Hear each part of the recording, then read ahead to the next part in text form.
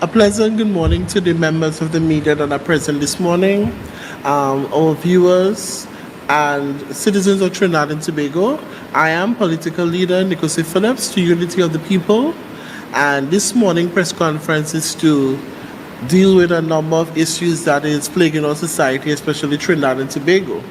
As the political leader to Unity of the People, being a minority voice and being a voice that is sometimes silenced and not given the opportunity to speak, I am taking this opportunity to respond to certain questions whenever the opportunity arises and whenever I can respond based on information and facts. So I'm going to go down the line as to some of the issues that we're facing. One of the things that I know I was not present for a long while, we have seen a high crime rate on the island of Tobago, and not only in Tobago but Trinidad. And I was out of the country for a few months, but doing things to represent not only just Trinidad and Tobago Youth Will Rise, but Trinidad and Tobago and my political party and my youth organization, which we have done tremendously well on our international trips. This morning press conference, the first issue that I will test on is the response to the Minister of Health and the Minister of Finance in regards to looking at having the healthcare system monitorized. Opinions on whether the healthcare system should be free for citizens should be varied widely depending on different perspectives and beliefs. In the case of Trinidad and Tobago, where the government's position is to potentially move towards a system where healthcare is not entirely free for citizens, may be seen as a way to ensure sustainability and efficiency in the healthcare system. It may also be a response to funding challenges and resource constraints faced by the government of Trinidad and Tobago. Some of my suggestions to improving healthcare and the pharmaceutical sector in Trinidad and Tobago, as well in the other third world countries and Caribbean nations, could include: 1. Increase investment in the healthcare infrastructure and resources to improving access and quality of care, firstly to the taxpaying citizens of this country. Strengthening regulatory frameworks to ensuring the safety and efficacy of pharmaceutical products on the markets which are feasible and reasonable to our citizens' life and treatments. Implementing healthcare insurance system schemes and other mechanisms to help finance healthcare citizens and make them more affordable for citizens. Promoting preventative healthcare such as public healthcare, education, vaccination programs, and early detection screenings to reduce burden of diseases. Collaborating with international organizations and partners to access technical expertise, funding, and resources to improve healthcare delivery and pharmaceutical access. Ultimately, a comprehensive and multifaceted approach is needed to address the challenges faced by the healthcare and pharmaceutical sectors in Trinidad and Tobago and other similar countries. It will require a combination of funding, policy reforms, infrastructural development, and public health care initiatives to achieve better healthcare outcomes for all citizens. The government of Trinidad and Tobago wants to implement now charging our taxpayers for the healthcare system. When we as nationals travel abroad, I have just been abroad and I had collapsed, and one of my delegates also had collapsed. And when we had to go to the healthcare system, the first thing they asked us if we have Medicare, how we going to pay for the services, and we received a bill, a very hefty bill. And once you are not a citizen of America or any foreign country that is charging for a healthcare system, it is obvious that you will receive a bill. So when the government now comes, we already have somewhat of a failed healthcare system in Trinidad and Tobago. When the government comes and now saying to the public and to say to the people of Trinidad and Tobago, who is also in a dilemma and a crisis, not even receiving a good salary per month, that you have to pay for healthcare now, or we're considering putting healthcare as a payment plan, that is utter rubbish. That is utter nonsense. And my suggestion to some of those things, as mentioned, and other suggestions are, let us look at the influx of persons who are non-immigrants or non-members of society and are coming into the healthcare system, using our healthcare system. The same way that we as citizens have to travel to America and have to pay, because when the ambulance come, I think the ambulance is about 300 and something US. The same thing when the ambulance have to come, you have to pay for that service, plus you have to pay for treatment, you have to pay for to see the doctor. Those things can be implemented to the international and outside market. But to our citizens who are not even receiving good treatments, who are losing their lives and having wrong medication, and sometimes you have to go outside to get treatment. How can you it is like Caribbean Airlines. They want to raise the price of the airfare, but yet the service is still horrible, and you can't get a flight to go between Trinidad and Tobago. So I am suggesting to the government to rethink and to even look at exploring an international partnerships with some of these hospitals. I am saying to them, on the outside, the international healthcare system, they can actually charge, because the service that they're giving to the people, when you go to that hospital, you can actually say to yourself, well, yes, I'm going to get better. Two, you also have to look at the Minister of Health and the Minister of Finance is saying to us that they want to charge for the healthcare system.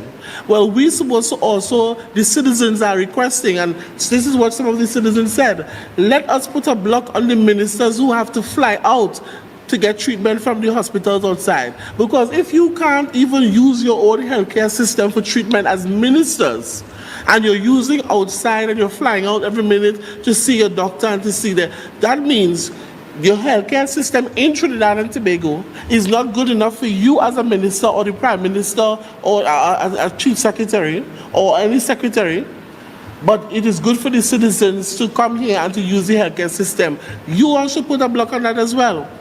You talk about expenses, right? You talk about expenses, and it's incurring too much expenses. I heard the minister mention CDAP, and I've worked in the pharmacy field for a number of years. And what I've seen in the pharmacy, especially the private sector, the CDAP drugs that are given by the government to help alleviate some of the issues and the funding of medications to persons who can't afford it.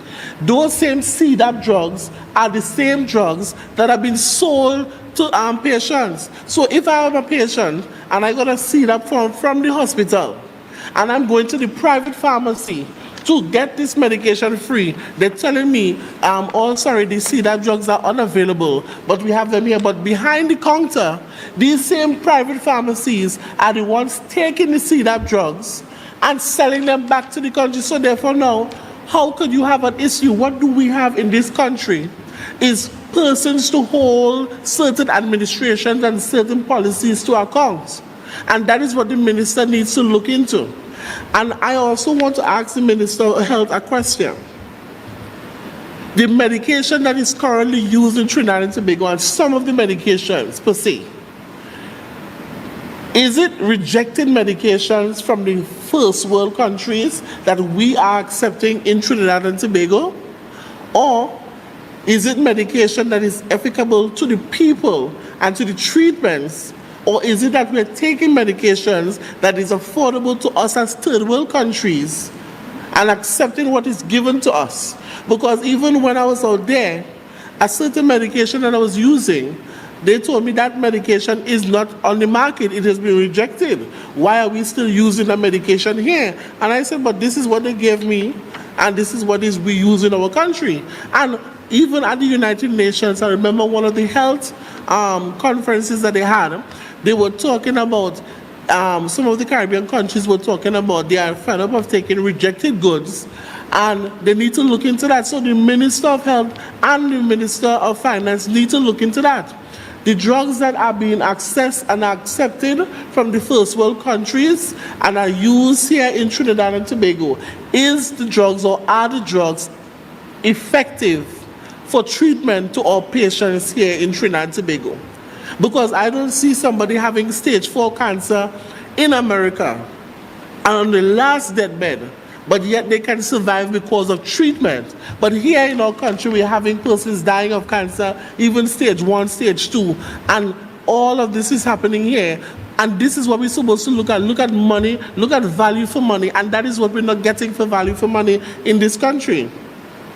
I want to talk about the healthcare system in terms of safety and security.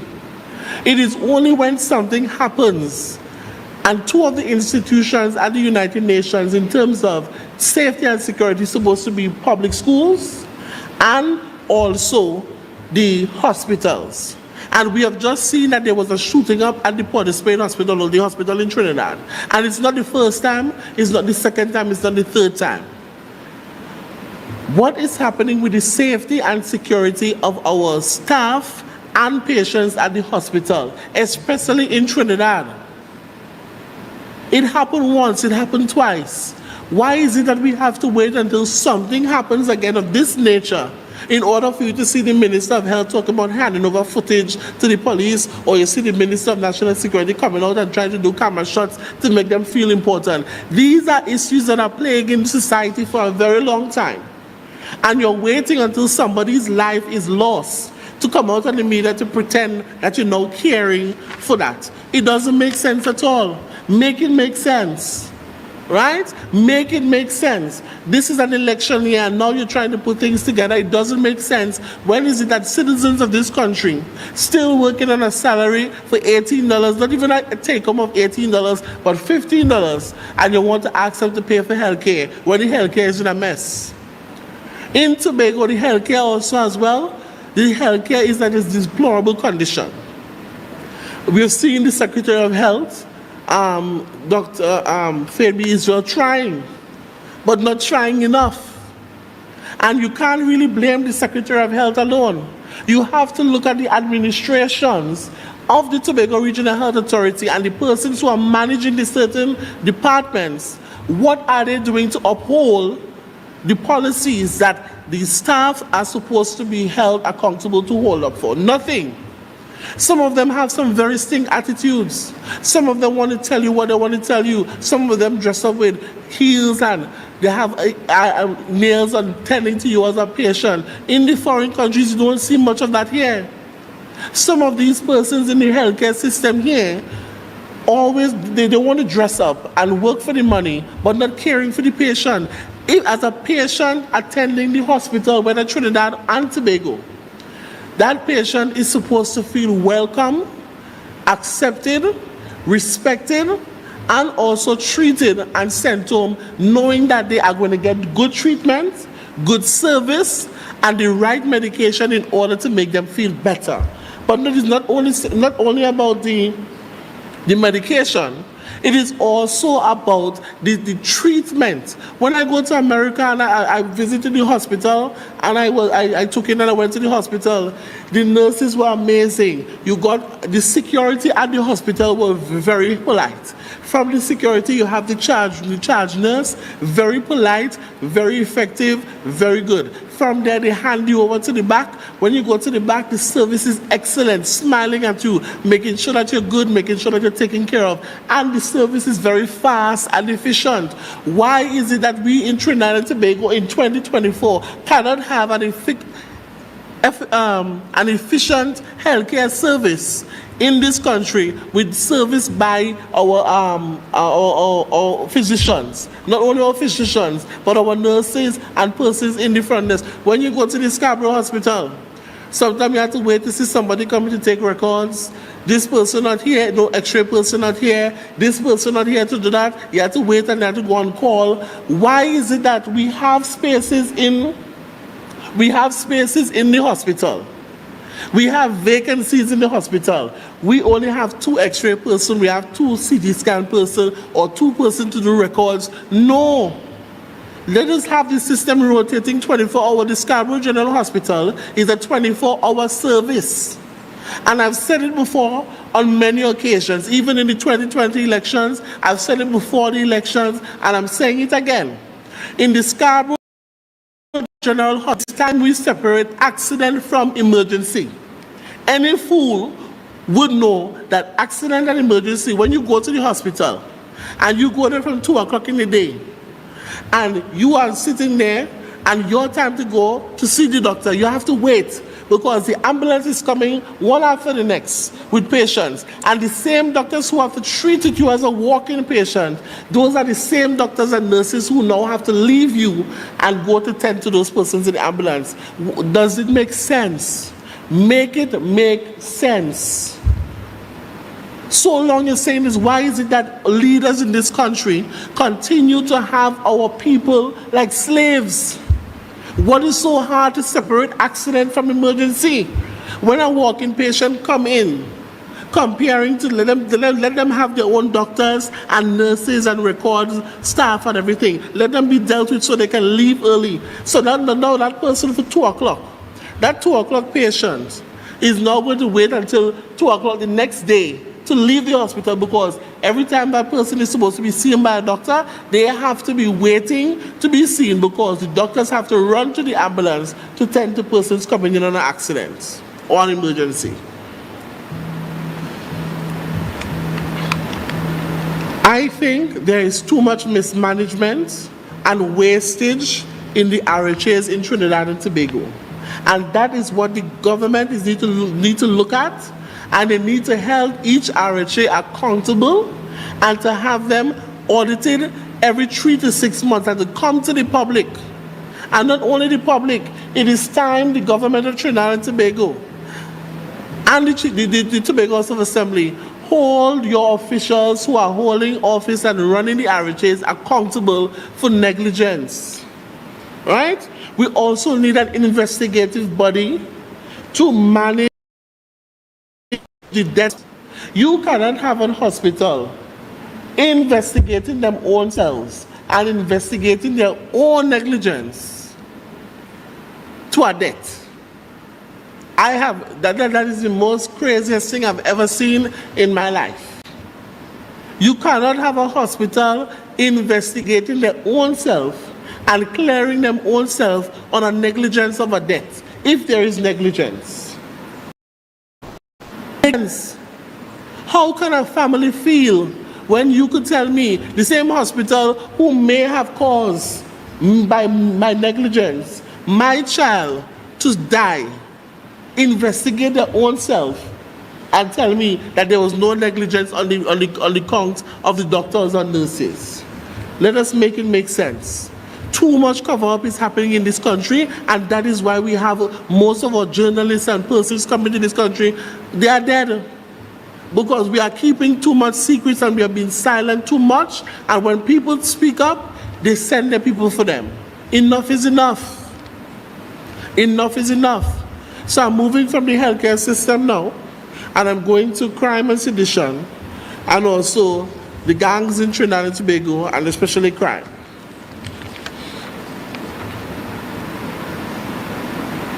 A lot of persons have asked, and I've seen persons asking about the police service and their lack of their work and everything.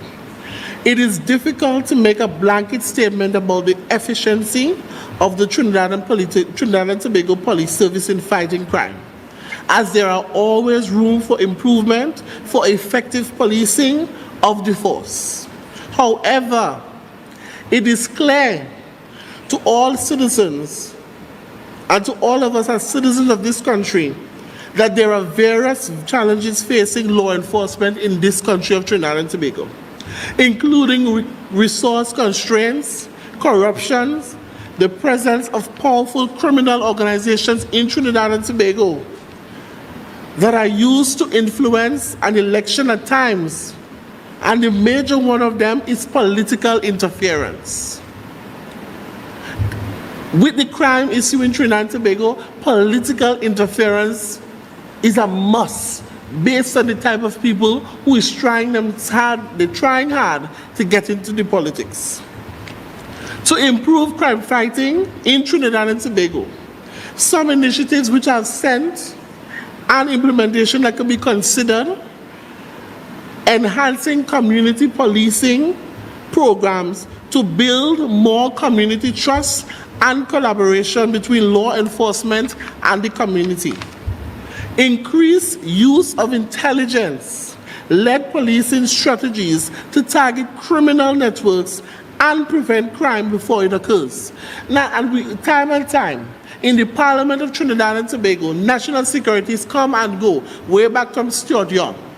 They come into the Parliament, backing at the UNC, backing at the opposition, saying that we have intelligence and our intelligence sources, and we have the best intelligence. We know who the gang members are. There are 125 gang members in this country, and we heard Minister Hines, the Minister of National Security, talk about crime and knowing about the intelligence, and every minute he's always backing at them about the intelligence.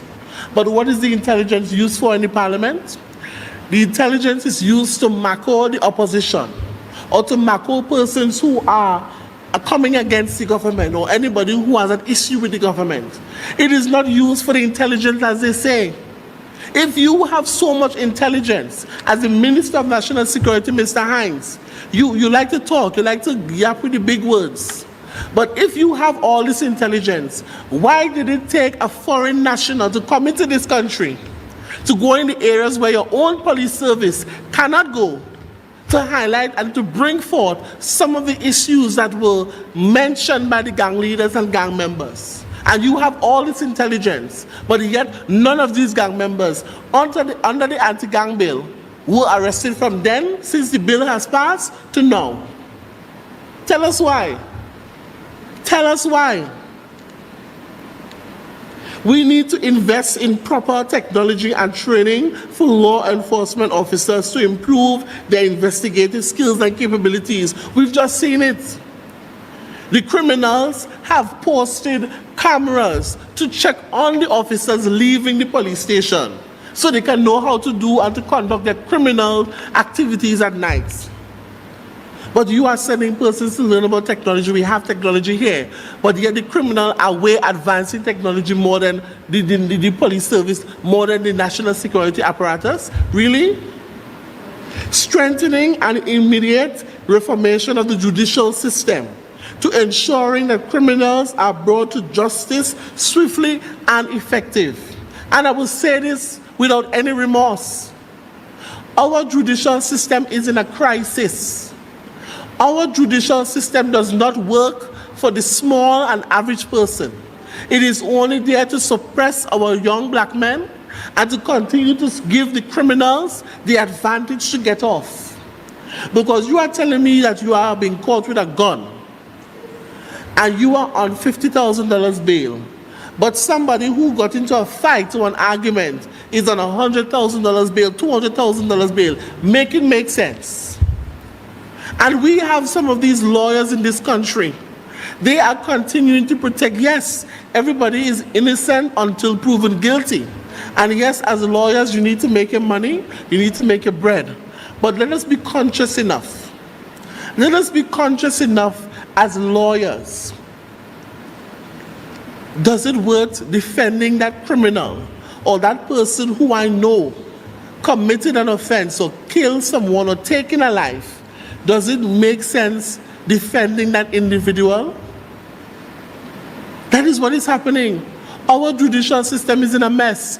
In the Tobago Police Service here in Scarborough, you are still having court via Zoom or via the internet. Prisoners have to be inside of this little room, one after the other, which is a risk to the people in the police service up there.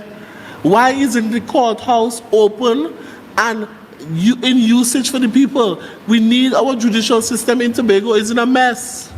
In Trinidad and Tobago, we need reformation immediately.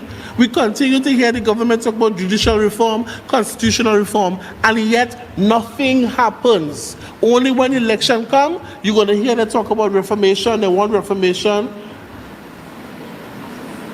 and reformation. Somebody made a comment, but I wouldn't say that. We need to have closer collaboration with international law enforcement agencies to address transnational crime networks operating in the region. We need to, I am asking the question, when is it that we take all this money from the U.S. Embassy? We take all this money for equipment and cameras and body cameras and all these things. Are the officers being trained to use these cameras? And then I remember they questioned the Commissioner of Police. Why isn't the officers, some of them do, as the Commissioner of Police, for you to say that some of them don't want to wait and they don't want to put it on? Why? If you are the Commissioner of Police and you've given a directive to let your officers use the body camera, which will be more effective in handling some situations where we say, the community say, oh, the officer did this first and they did a shooting first. That is what we need. We need international collaboration in training the officers. Some of these officers we have here, some of them are the size like this and can't move. We can't move, right? We need to fund or outsource a proper and effective Commissioner of Police to Trinidad and Tobago, and not the one we have presently. I have little but yet confidence in that Commissioner of Police. And I'm very bad to say, I have no offense against anybody, but at the end of the day, that is not an effective Commissioner of Police to Trinidad and Tobago. Not effective at all. You're not hearing the effectiveness in her approach to fighting crime. You're only saying we have strategies. What are the strategies? And just now, after all this time you were in office, you are now coming to Tobago to tell us you are now focusing on, as you have it here in the news, your Ola Christopher focuses on crime in Tobago. And you're now giving them. When you go to the police station to this date, you go to the police station in Scarborough, Shervan or whatever, to make a report, you don't have a receipt book. They tell you to come back for a receipt book, and when you come back, you still don't have a receipt book. They don't have printers. They tell you to go and get a document, print and come back. What is really going on? What is really going on with the police service in Trinidad and Tobago? We need an effective Commissioner of Police, and that is all I'm saying. I know she is qualified by book sense, but the street sense and to effectively conduct her duties as a Commissioner of Police, we are not seeing it as citizens. We are not seeing it. She could beat the iron good and she could keep the time. She could keep the timing good. But keep the same timing that they're using on the instrument, on the timing of the people's life and the citizens of Trinidad and Tobago. That is the type of policing we want in this country. We want an effective Commissioner of Police, and that is what we don't have. We need to set up a law enforcement task force ministry that deals with upholding various agencies to upholding the law at all times and to commit to their duties and responsibilities to the citizens of Trinidad and Tobago. We need more NGO partnership is also needed, especially seeing that NGOs of Trinidad and Tobago has a first-hand knowledge with the community. The police needs to work with the NGOs in the communities.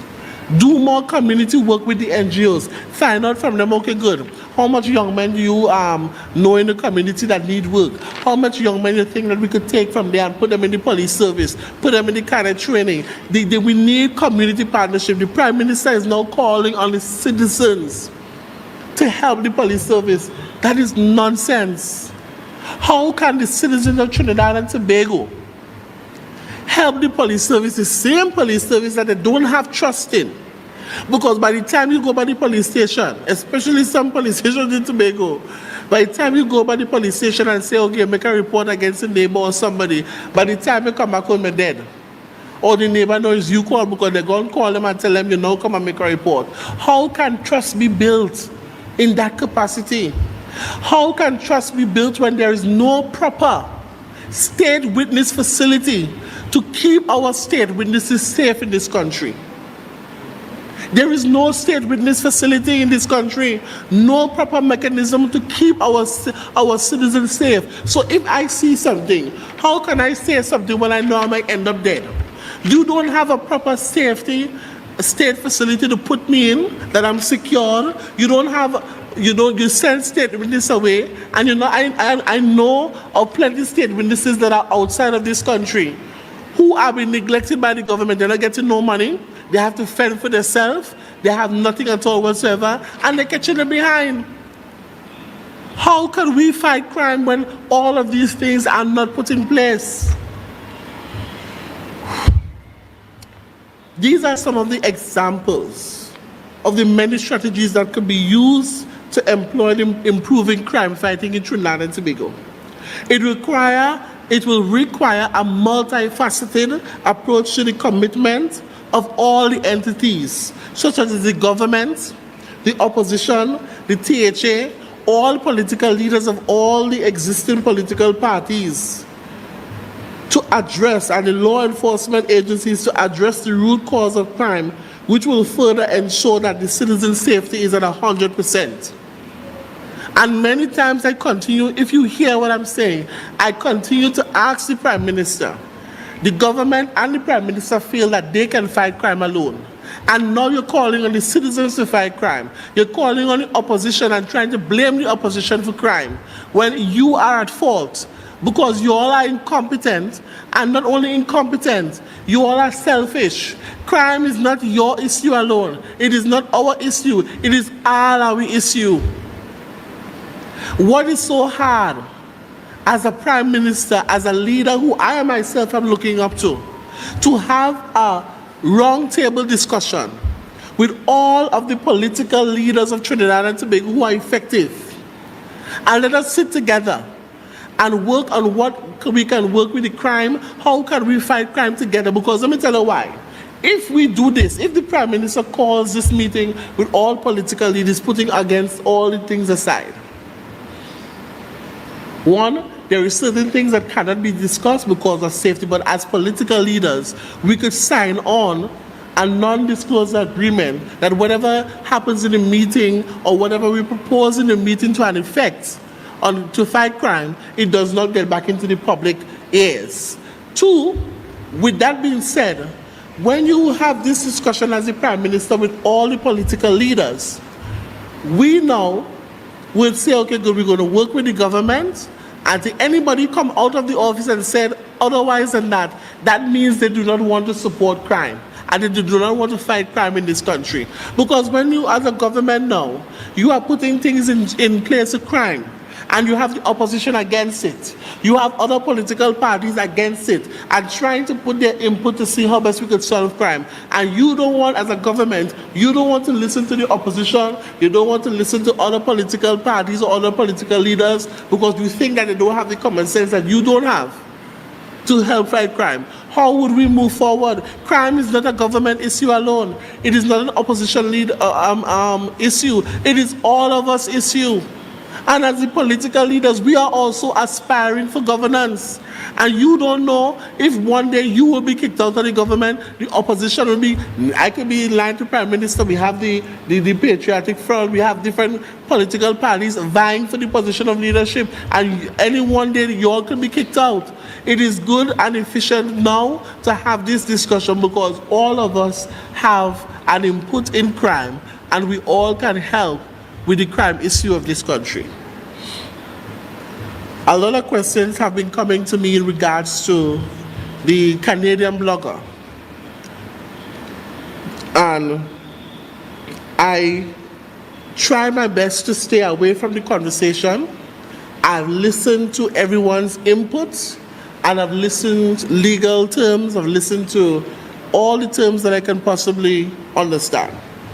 Now, I have to be very careful because this matter is before the courts.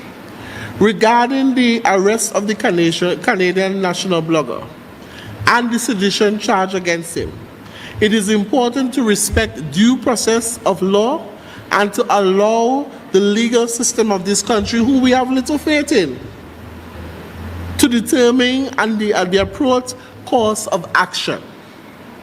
Sedition laws can be controversial, and there may be concerns of political interference to silence an individual who threatens the underground criminal organizations and to stifle the freedom of speech of citizens and journalists we have seen here. So it will be important for the court to carefully consider the evidence and the context in which the alleged offenses took place, and it will be very embarrassing to see that his arrest was for nothing if the law proves he is innocent. Now, before I go on further about the Canadian National, I will take the questions after, so I'll respond to that.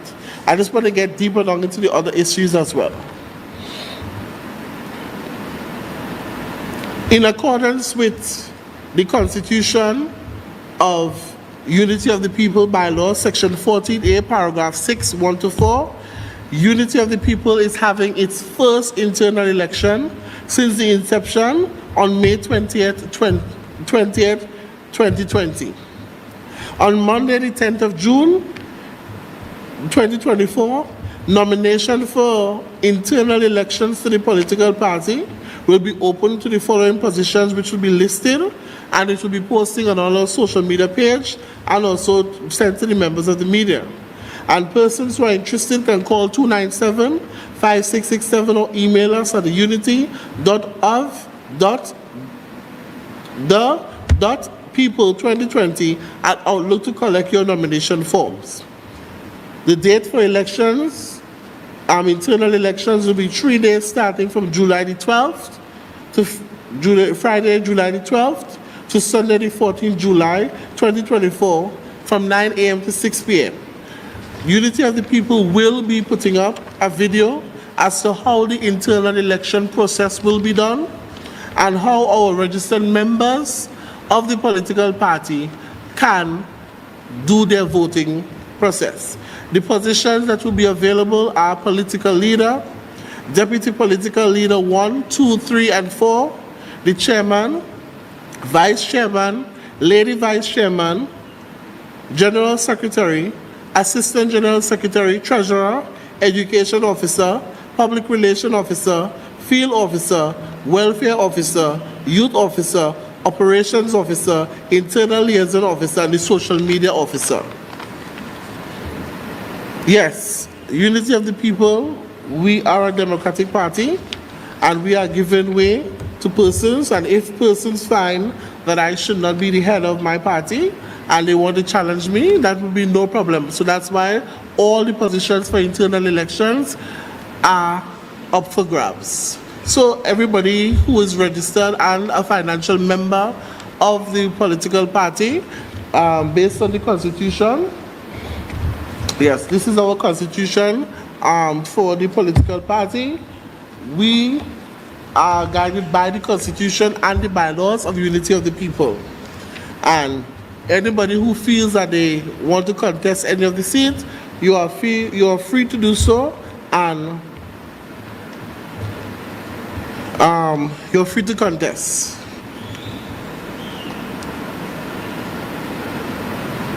Before I close, this is one of my last issues before I take any questions. As the political leader to Unity of the People, my General Executive Council and I believe that democracy of our people in Trinidad and Tobago is at risk by the present leadership of this country and the opposition of this country. Hence the reason why our party is trying to give the superior of leadership to all citizens of Trinidad and Tobago. The General Executive Council of the Unity of the People is privileged to transparently commence the opening of the candidate search process for the upcoming general elections 2025. Unity of the People would like to contest all 41 seats of the general elections. The candidate nomination search process is open effectively as of Monday, the 10th of June 2024. And will come to a close on Monday, the 9th of September 2024 at 4 p.m. Immediately, screening of selected candidates will begin. Unity of the People is ready to continue to battle for the citizens of Trinidad and Tobago, as we will be contesting all the elections going forward, as our intention is to grow into a national party for the next general election 2025 and beyond. As the political leader, I've often said, Although our party have unsuccessfully won in the past elections, our party's persistence is to not give up because of the people's silence to not stand up for their own democracy and freedom to what's unjust and unfair to them. We cannot become like the other dictators who continue to stifle the growth of our citizens of this beautiful nation, Trinidad and Tobago. Unity of the People General Executive urges persons within Trinidad and Tobago for the 41 elected seats of Trinidad and Tobago, east to west of Trinidad and Tobago, and the other 39 seats in Trinidad, who is willing to give themselves up, not to be afraid to fight for your constituency, to have that leadership. And persons wishing to serve their community well for the upcoming general elections can email their resume to unity.ofthepeople.2020@outlook.com or unityofthepeople.utp2020@gmail.com, or you can call the office at 297-5667 to get your nomination or to get information on how you can apply. This general election is going to be a very crucial one. The date has not been set, but at the end of the day, Unity of the People has shown the consistency. I have shown the consistency as a political leader to never give up. I would have been a failure if I would have given up my first time failing at the elections, my second time failing at the elections, my third time. And I have not given up on the people. I have continued to fight and to put Unity of the People in the political spotlight as much as we can. Although there's media bias in this country, and they only select the two-party system to put into the public domain, I am telling the citizens of Trinidad and Tobago now, in South Africa, for the first time, the ACI, or the party that was running government for a long time, they now have to fight to joining a coalition with the single parties. All the 50-something other parties in South Africa have won their seats. And it's either they can join with the existing party that was there, or they can form their own coalition to put aside the government of Trinidad and Tobago. There is, in the Representation of the People's Act and in the Constitution, in any law of Trinidad and Tobago, there is room for a third-party system. And we are not a third-party system. We are an alternative, we are a choice, just like any other political party. We may not have the money, we may not have the resources, we may not have the corruption methods of giving away and doing stuff just to win your votes. But at the end of the day, it is time to look at a political party and to look at the persons who are trying to fight for you, the people of Trinidad and Tobago. That is what Unity of the People wants. We need to have new voices in the Parliament of Trinidad and Tobago. You, the citizens of Trinidad and Tobago, have been living in a recycled world. It's the UNC and the PNM, one walking out. When the UNC in power, PNM walking out. When the PNM in power, UNC walking out. And nothing gets done. We're just recycling and recycling. Is that what you, the citizen of Trinidad and Tobago, want? Is that how you want to continue to live? Just last night, I was looking at a documentary where they said that the best political party in the history of Trinidad and Tobago is the NAR. I think they said that NAR came into power, when they came into power in 86 or 87, there was no money in the treasury, nothing whatsoever, nothing. But they managed to work together, come together as a party to see how best they can move the country forward. And people started flying out of Trinidad who wanted to migrate to America because they think that Trinidad had gone through. But look at where it is from there to now. And it's like we're going into a relapse again because the country is facing economic times because there is too much spending in the country. There's not too much interest in the development of the people of Trinidad and Tobago. And that is why I am opening nominations. Again, nominations will be open, and they have been effectively open for us to accept candidates who are willing to contest under Unity of the People for the general elections. We don't care who you are. We just want to make sure that you can represent the interests of your people in your constituency. You can stand up for the people. We don't want people coming, and then when they get in there, they're neglecting the people. We don't want that. We want proper representation, and we will seek proper representation. So now, as I think, persons who are interested, as I'm seeing online, you can call the office at 297-5667. So now I will open to the floor to some of the questions from the media houses. Yes, good morning. Well, as a political leader, I don't want to say much on the Christmas list issue. Now, as I said, there is a process of law that needs to be followed, and that is what needs to happen. What is shameful is that the police service that we have in Trinidad and Tobago has failed to do their jobs. And I do not know what directive they got in order for them to arrest him. And that, let us be fair, that call for the arrest of him or the journalist did not just come from the police service or the commissioner of police. It had to come from political interference.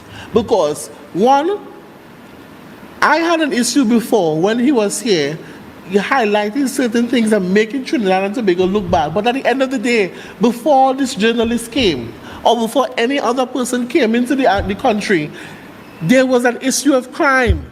There was an issue of gang. There was an issue of political interference. So for them to arrest him and to use this man to go back into the areas to find the person, let me ask the question. Since you all have arrested him and charged him for sedition, have any one of you officers in Trinidad and Tobago, has the commissioner of police issued any writ to send them to go and arrest any of the gang members on the video? Any of the members, because the videos are still circulating. You all asked him to wipe it down, the videos down, the videos and its contents are off.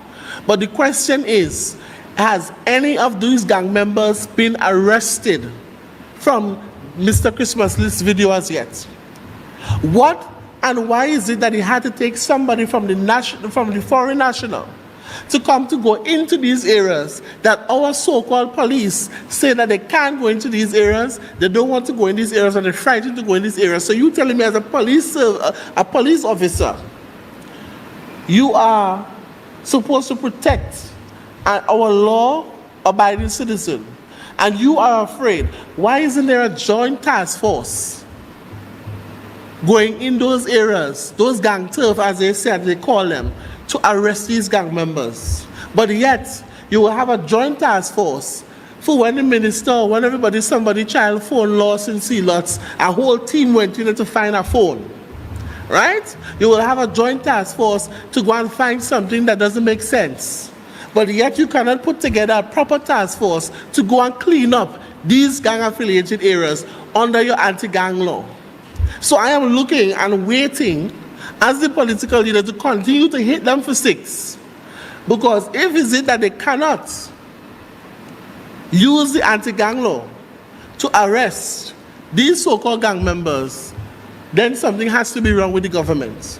Because up to now, we have not heard the Minister of Foreign Affairs speak on it. We have not heard the Minister of National Security or anybody from the government speak on it as yet. And what they're going to say? They're going to say that this is an issue from the police service and they are allowing the police service to do their job and they had nothing to do with it. We all know that is a big bogus lie.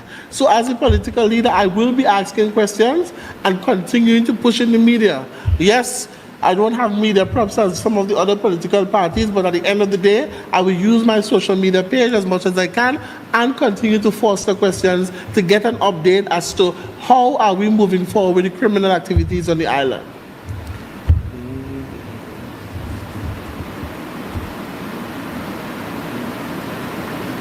Yes, we as you've seen it before, I will take a question.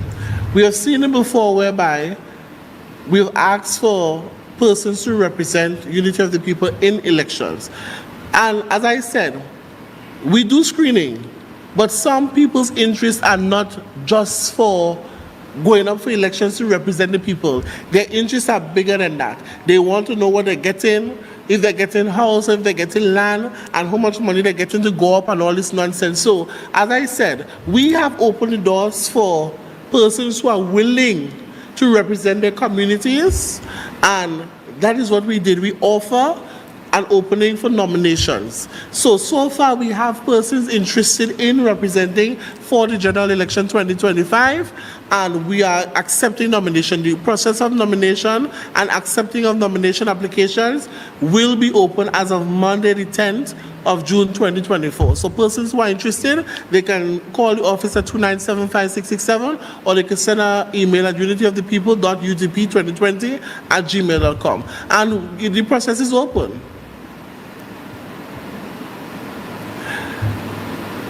Yes, presently, yes, you all saw me attending Miss Michaela Pandy's launching and the birthday celebration. And that's my friend. And that's my political comrade as well. And an invitation was sent to me, and I accepted the invitation, and I don't see there's a problem at all with it. I remember that I must say that if it wasn't for her as well, when I entered the Youth Prime Minister competition, I would have, choked and went into tears. And this lady came off of, when I saw this lady came off of the table and came and wiped my eyes and told me continue to push, I was like, she was so humble. And from since then, Michaela Pandy and I continue to be, good friends. And I've looked up to her. We have had conversation. We talk. I cannot say at this present point, we have not had discussions yet about joining in any coalition or any partnership. And if Ms. Pandy wants that, she has opened the doors to listen to any other political party. And for me as a political leader, if partnering with her and working with her will save this country from what it is in right now, and the opportunity arises where we can have this conversation, I have no problem opening a conversation with Ms. Michaela Pandy on if we can work together. Because I think all political parties, as small as us, being an option and an alternate and a choice, should come together and try not to fight against bringing down the government or the opposition. Our fight should be uniting together to making Trinidad and Tobago have the best government and the best young people working together to build back this country from where it is. And that's it. I never said that we're in a partnership. I never said that we're forming a coalition. I attended a function that the political leader for the Democratic or the Patriots, I think it's Democratic Patriots, Ms. Michaela Pandy has, and I attended the function. And yes, an invitation was given. And that is the thing. People think because you're in a different political party, you're not supposed to attend certain things. I went to PNM functions as well. I still go to PNM functions. I'll go once I'm invited to a function by any political party, I will attend. People need to stop this nonsense about, they're supporting this political party. No. Unity of the people speaks for itself. The unity of the people is about bringing unity to the people of Trinidad and Tobago. And if God puts us together and says, and Michaela Pandy says tomorrow morning, hey, Nicholas, let us meet, let us discuss a way forward and how we could work in winning the elections to make it Trinidad and Tobago better, as the political leader to unity of the people, I have no problem with that. And that should not be an issue. I am seeing people constantly attacking her. I'm seeing the opposition leader attacking her. But thank God that Michaela Pandy is a very strong and powerful person in terms of her mentals and in terms of knowing how to respond to people. So at the end of the day, I am just going to make it with stuff.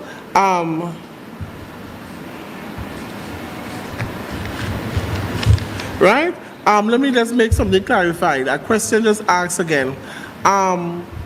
Someone asked the question, if I am making the statement of political interference, if I'm making the statement of political interference with the Canadian journalists. And let me make this very clear. Right?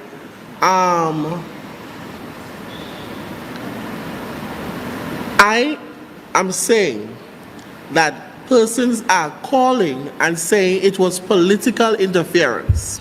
And I'm saying it again. If my statements are misconstrued, let me revise my statement. For the journalists to be arrested and in the nature of how the arrest was done, persons are calling and saying it is political interference. On the social media pages, I've seen millions of responses of persons saying it is political interference. Persons from opposite side have heard some politicians spoke about it and talk about political interferences as well. And I'm saying that if so it is truth, nobody from the Ministry of Foreign Affairs nor the government has come out to say, confirm or denied any political interference. So if anybody is saying that I'm saying it is political interference, and also I've mentioned as well that person said that they're going to take, they took the journalists back into some areas to look at the community gang. It is what he was said. There is a video with him saying that. There's a video with him saying that. Some people need to just mind their business. Sometimes some people need to look at the information and the facts. There is so much circulating videos of what went on and transpired all over. They even have his voice on it saying certain things. And I'm bringing this information forward. It is because questions were asked by concerned citizens. And as a political leader, I am not saying, and if I have to retract any statement, I will, but I'm not saying that strongly there is political interference, but based on the information, based on the knowledge of the people, based on what is circulating, not only in social media, but in the international markets, they are now looking at the country as having political interference and the government trying to hide something. I didn't say it. The international media is saying it. The international media. So people who come in to say this nonsense about I am saying it, don't come at me and say that I am saying it. I am just relaying what is there in the public space, and that is the thing about you all. You're all trying to come and keep on saying nonsense and not reading and listening properly. And I don't have time for that nonsense. If you need to look and to find information, go and research it. As a political leader, I am concerned about the national and a journalist being arrested for this sedition. I don't see a crime in what he did. And if, as I said, there is a law process, and if it is the way that it is. So at this point in time, if there's no more questions, I will leave it like that. Right? So, and no more questions on the floor? Okay, so you all have a wonderful day, and have a wonderful holiday coming up, and may God continue to bless you all. And as a political leader coming up, I will continue to do my best as a political leader to unity of the people, and may God bless Trinidad and Tobago. Thank you.